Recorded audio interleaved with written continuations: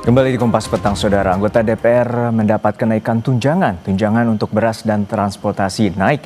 Mereka juga mendapatkan tunjangan rumah dinas. Total anggota Dewan bisa membawa pulang 70 juta rupiah per bulan.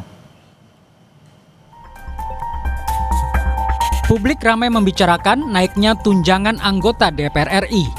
Wakil Ketua DPR RI menegaskan gaji pokok anggota Dewan periode 2024-2029 tidak naik, sekitar 7 juta rupiah.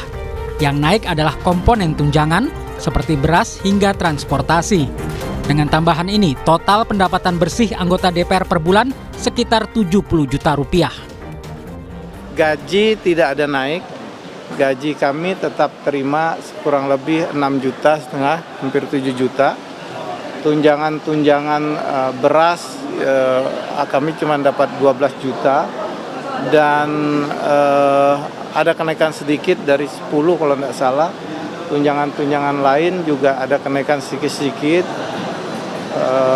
Bensin itu sekitar 7 juta yang tadinya kemarin sekitar 4 juta 5 juta sebulan, walaupun mobilitas daripada kawan-kawan Dewan lebih dari itu setiap bulannya.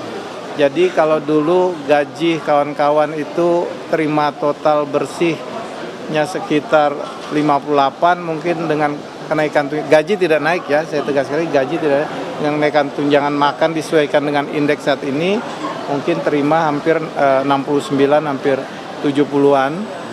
Jadi yang naik cuman tunjangan itu saja yang saya sampaikan tadi, tunjangan beras, karena kita tahu beras telur juga naik, mungkin Menteri Keuangan juga kasihan dengan kawan-kawan DPR.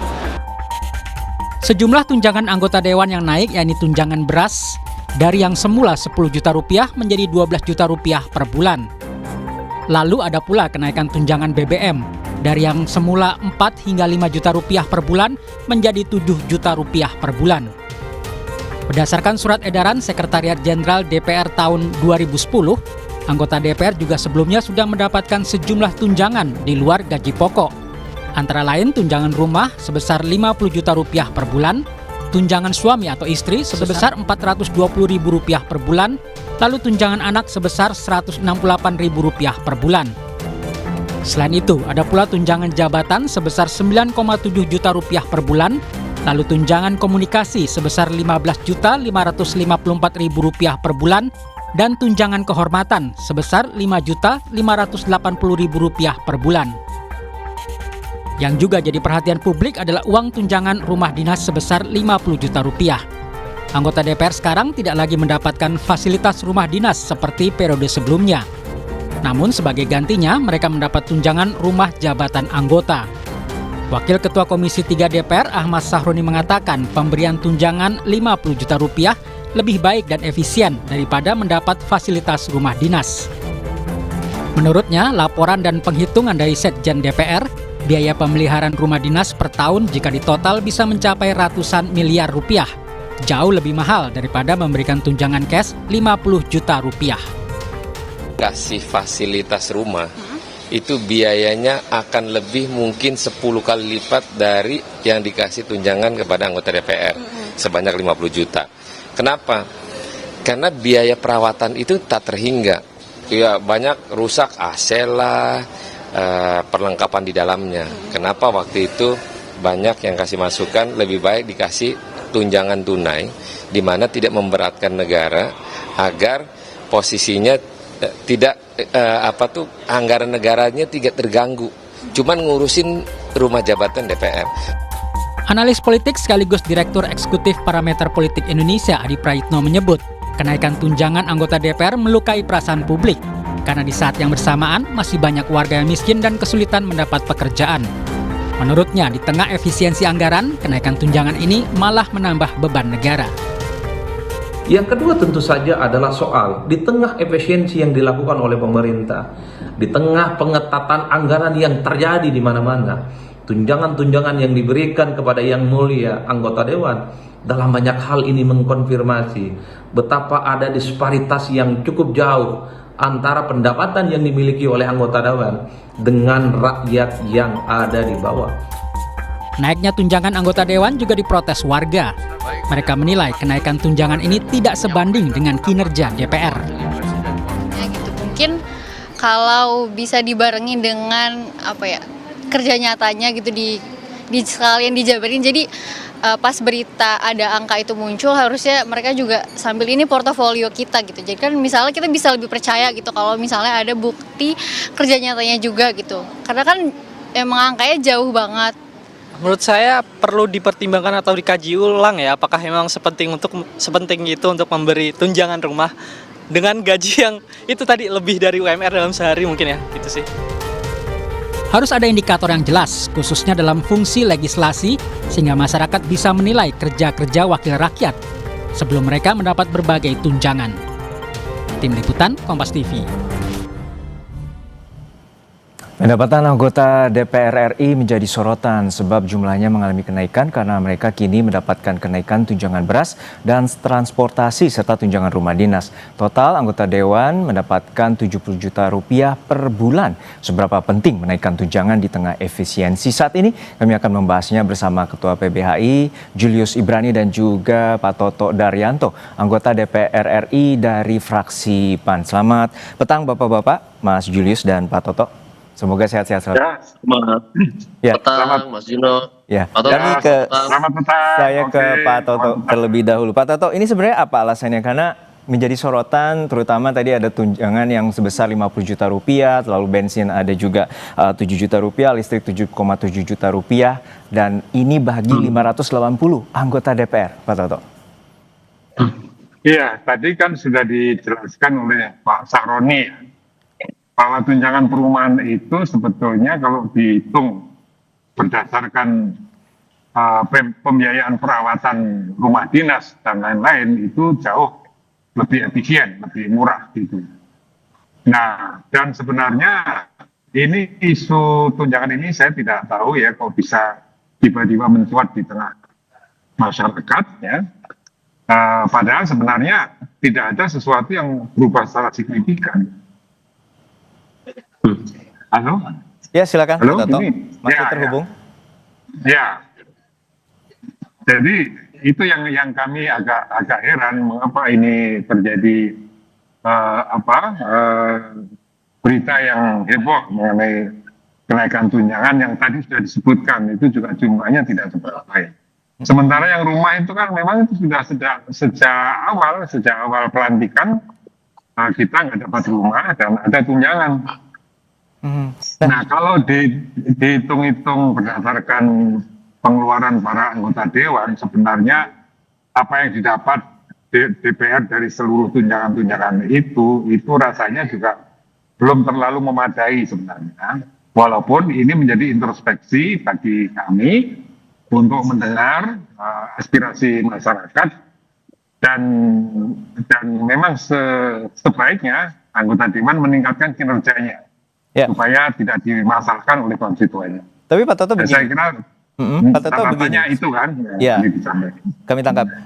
Pak Toto begini. Artinya ini lebih efisiensi dibandingkan harus mendapatkan maintenance perawatan terhadap rumah dinas yang diberikan kepada anggota DPR. Namun apakah sudah ada audit seberapa layak, tidak layaknya untuk rumah dinas bagi anggota DPR yang berada di Kalibata dan juga di pos pengumben Ulu Jami? Apakah sudah ada audit dan juga berdasarkan Pak Sekjen bahwa perawatan bagi satu rumah dinas itu sekitar 25 juta per tahun atau 2 juta per bulan?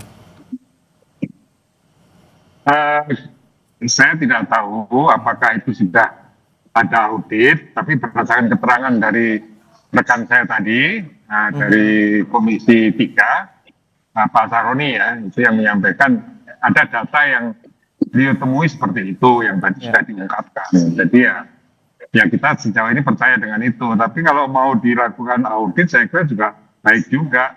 Tapi kalau dikatakan perawatan 25 juta setahun menurut saya nggak masuk akal itu Mas. nggak mungkin lah, perawatannya itu mahal itu. Baik. Baik. Ya. Lalu kita akan mendengarkan bagaimana pandangan dari Mas Julius. Mas Julius, seperti apa sebenarnya apa yang terbesit di pikiran Anda di tengah efisiensi, di bawah tekanan ekonomi saat ini, bahwa ada tunjangan-tunjangan yang istimewa bagi anggota DPR yang bisa dikatakan kalau di jumlah total bisa hampir 100 juta rupiah per bulan. Tapi jawabannya nanti dulu, hanya di Kompas Petang usai jeda.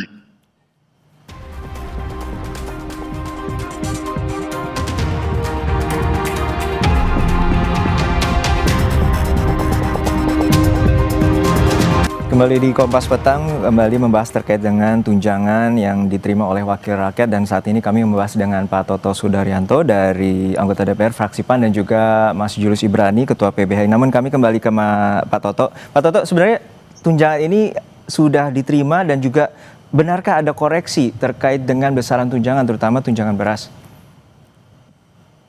Maksudnya koreksi yang disebut kenaikan itu ya? Halo? Ya, betul Pak Toto, silakan. Kami tidak tahu mekanisme apa yang dilakukan, tapi yang disebut koreksi itu pun juga sebenarnya jumlahnya tidak signifikan ya. Jadi, dan bagi anggota DPR sebetulnya tidak pernah juga ada keinginan, ada permintaan untuk dinaikkan tunjangannya, kita juga tidak pernah ada. Jadi andaikan anggaran itu tetap seperti sebelumnya, kita juga menerima. Artinya revisinya tidak, koreksi dari tunjangan itu juga tidak begitu signifikan, dan juga saat ini proses penerimaan juga sudah diketahui oleh pihak anggota Dewan sendiri ya Pak ya? Ya, saya kira setiap anggota Dewan menerima sesuai dengan yang dianggarkan. Baik, kami ke Mas Julius. Mas Julius, seperti apa sebenarnya pandangan Anda bahwa di tengah kebijakan efisiensi dan kemudian situasi ekonomi saat ini adanya pemberian tunjangan bagi anggota Dewan atau wakil rakyat? Yang pertama, kami lihat di sini ada satu kebijakan yang menentang realita dan juga program pembangunan dari negara, bukan hanya pemerintah gitu ya. Kita tahu bahwa Menteri Sri Mulyani sedang berjuang keras bagaimana mencatatkan gitu ya target penerimaan negara lewat pajak dan segala macamnya, di mana rakyatlah yang paling banyak dibebankan terhadap kenaikan pajak itu. Yang pertama. Yang kedua, dihadapkan juga pada posisi keuangan negara yang banyak dirampok lewat kasus-kasus dugaan korupsi hingga ratusan triliun dan segala macam yang ditangani oleh Kejaksaan Agung gitu. Nah, yang ketiga, situasi investasi, situasi ekonomi, situasi bisnis sampai ke level ekonomi real yang saat ini dalam kondisi terpuruk. Jadi saya pikir kalau ada kenaikan sedikit pun saja, Rp1 pun saja, sebetulnya bukan soal nilai, Mas Juno. Jadi soal Rp1 kenaikan saja itu sudah bertentangan dengan situasi dan kondisi saat ini. Nah, itu yang saya katakan tadi, itu tidak bijaksana dan tidak dapat dibenarkan. Jadi kalau dalam konteks keuangan negara kita sedang menghadapi penghematan, kita sedang menghadapi satu mekanisme efisiensi, maka seluruhnya harus kena gitu. Tetapi ketika kita ada satu DPR yang mengalami kenaikan meskipun dia tunjangan, itu menjadi pertanyaan besar. Itu yang pertama. Yang kedua adalah ini bukan soal sikap sensitivitas dan segala macam. Ini sangat kalkulatif dan ini sangat matematis gitu ya. Ketika uang negara minim lalu terjadi penambahan pengeluaran, pertanyaannya siapa yang menanggung? Di saat misalnya pejabat-pejabat negara itu kan gak ada yang menanggung pajak selain daripada transaksi-transaksi pembelian harian lewat mekanisme PPN 11%. Maka yang menanggung ini adalah rakyat, tentu akan rakyat. Maka di situ ada penambahan beban rakyat selama terjadi kenaikan gitu ya. Kalau tidak terjadi kenaikan, maka struggling perjuangan dengan kondisi sekarang saja itu sudah berat gitu. Lalu ditambah. Nah, ini yang saya katakan bahwa mau kinerja DPR seperti apapun, mau bagus mau buruk, mau kemudian produktif dalam hal legislasi atau tidak, mekanisme kenaikan ini tidak sesuai atau bertentangan dengan kondisi keuangan negara saat ini yang menghimpit rakyat lewat pajaknya. Nah, ini saya pikir para anggota DPR yang mulia, para wakil rakyat yang mulia ini harus bersikap tegas dan ini mekanisme yang selalu terjadi ketika selesai pemilihan umum legislatif. Oke. 2015 pernah terjadi. Oke, silakan dan langsung ditanggapi 2025 oleh terjadi juga. Pak Toto. Gitu. Pak Toto, gimana bahwa ada terkait dengan besarnya juga angka tunjangan dan juga tidak berkait atau tidak sesuai dengan kebijakan efisiensi yang tengah berjalan saat ini? Ya tadi sudah dikatakan kan sebenarnya jumlah kenaikan itu